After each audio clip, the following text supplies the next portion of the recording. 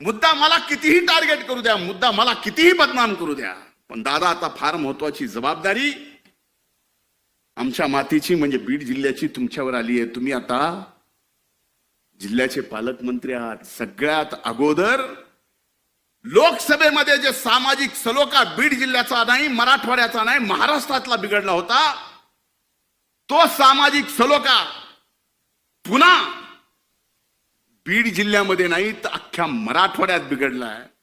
आज आपण या ठिकाणी शिवशाहू फुले आंबेडकरांच्या विचारांनी भारतीय जनता पार्टी सोबत महायुतीमध्ये आहेत.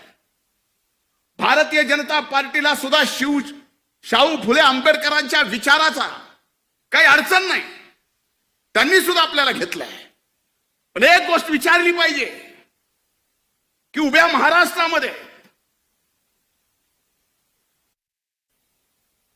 किती ओपनच्या जाग्यावर किती ओबीसीचे माणसं नोकरी करतात, कोण कर्मचारी, कोण ड्रायव्हर आहे, कोण शिपाई आहे, कोण अधिकारी आहे.